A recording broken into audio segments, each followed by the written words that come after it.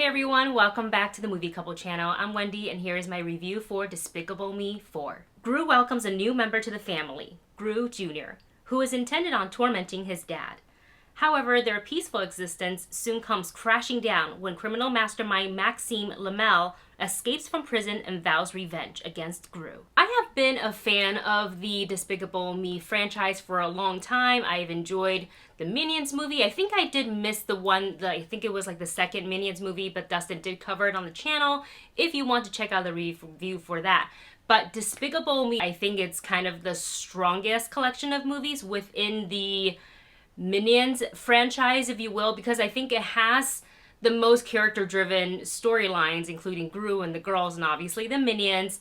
And I think it has the most solid character arcs and growth. So in the fourth one, Gru is basically, if you compare him to where he was in, Despicable Me 1, he's really come a long way, very long journey. He has a family now, he's adopted the girls, he's gotten married, and they added an extra member to the family, Gru Jr.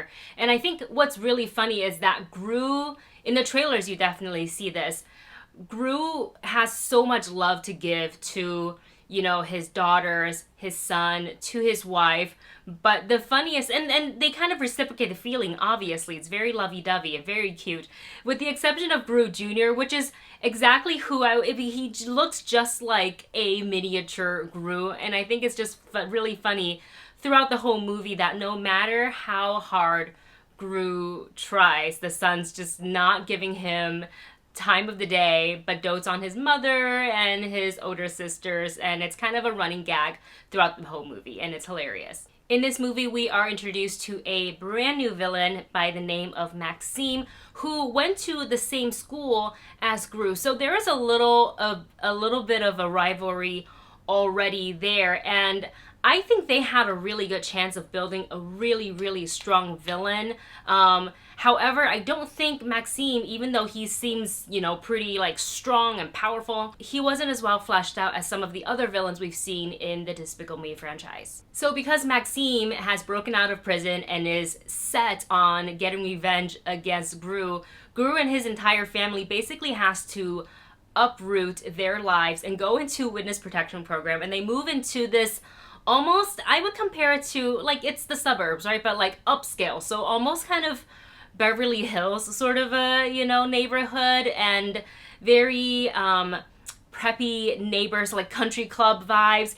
And just seeing Gru trying to adjust his lifestyle and the way he speaks and the way he dresses to fit into the neighborhood and the vibe of it is actually one of the funniest things, because you just know he's not liking the polo shirts and speaking in a certain way, but he is set on, I can fit in, I got this.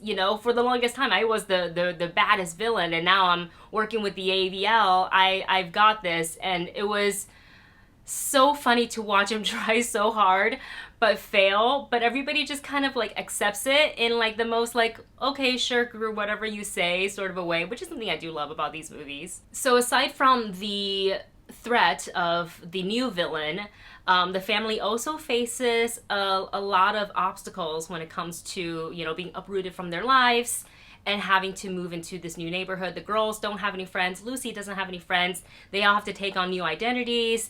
So seeing that and watching how each of the characters adjust is really interesting. I do wish they had the time to lean into that a little bit more. I feel like they really only explored Lucy's, aside from Gru, Lucy's journey in adapting, and a little bit of Margot. You never really see anything with Edith.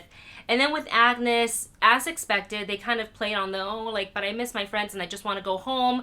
But again, it's really, really surface level. Another thing this movie did, something really, I thought it was an interesting angle, is that I thought, Gru and his minions were the best part of the franchise, just because it's always chaos ensues. He asked the minions to do this. They're like, all right, but then take it to another level. And the outcome is kind of close, but not exactly what you are, expecting. But it's great for belly laughs for adults and kid audiences alike.